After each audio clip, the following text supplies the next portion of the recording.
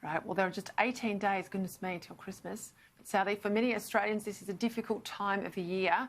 Unable to put food on the table this year is worse than others, as you know, and roof over their family's head and more. It can also be, it doesn't matter what money is in your pocket, it can also be a time of extreme family loneliness.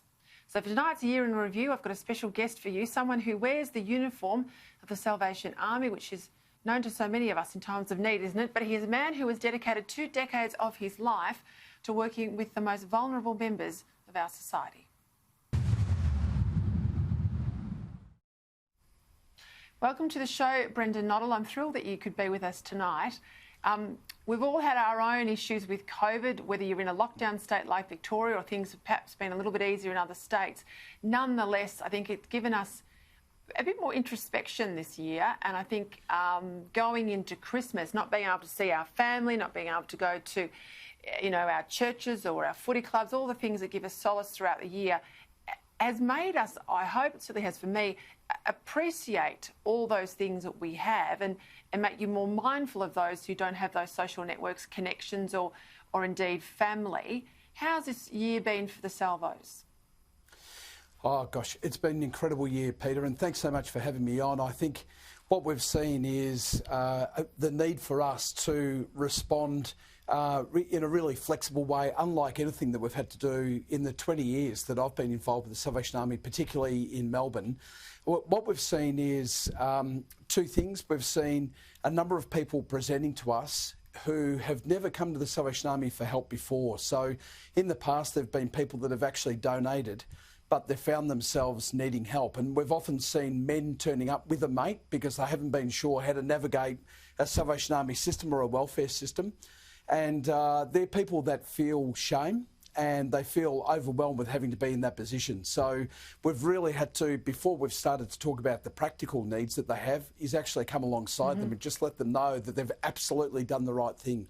I think the other thing that we've seen, which I find pretty overwhelming, Peter, is people that have turned up to give us help just quietly that we haven't seen give us help before. And they've actually been in a situation that you described just before, where they've been at home and they've thought, gosh, I'm really struggling. I'm disconnected from family and friends. I can't go out. And then they've started to think about those that are doing it incredibly tough. And they've just gone out of their way to try and do their little bit to help others, which has been really remarkable. So talk to me about donations. You know, we've come out on paper from this recession, but, you know, you only have to walk through the streets of a shopping strip around Melbourne in the suburbs. You can see that, you know, there are plenty of police signs. People are mindful of the money they've got in their pocket. They expect things to be slow for some time, and they're all worried about their jobs, even if they've got work. What's it been like for you in terms of support and donations? Well, I think the major challenge for us, Peter, is that our demand for service has gone up, but we think we're just scratching the surface. So as we go into 2021, there will be people lining up for help that we've never seen before in numbers that I think we've never seen before. So the need for donations is really significant. The Salvation Army is running its Christmas appeal at the moment, and we're after $12 million at Christmas time. So, you know, demand goes up. But the need for dollars goes up to be able to match that demand as well. So what we're expecting over Christmas is about 500,000 people across the nation needing help with toys and gifts. We're seeing people that will need help with really practical things like meals as well.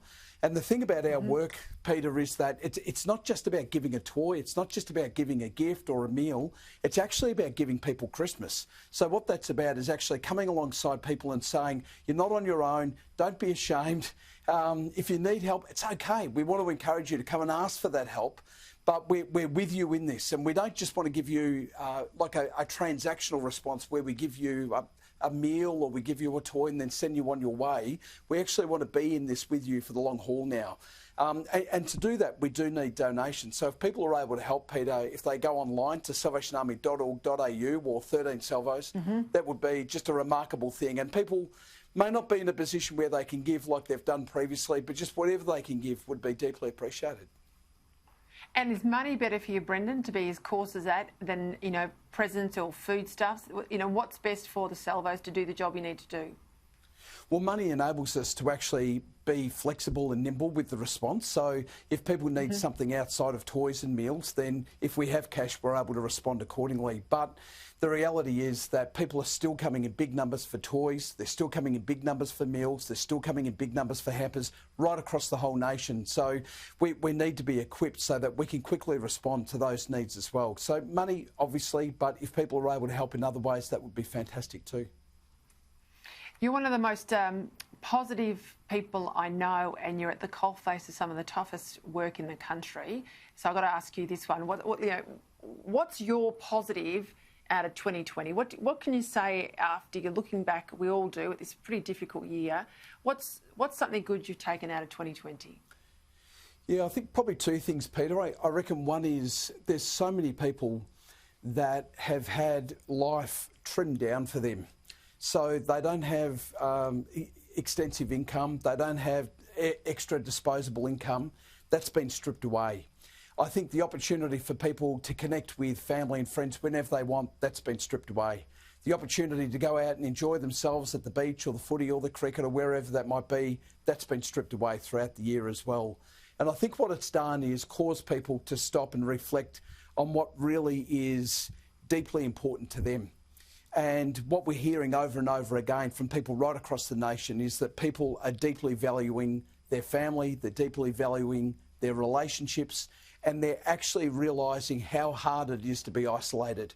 And I think what's happened is people across the nation are realising that what they've been through in isolation is something that people live with day in, day out, right throughout their lives.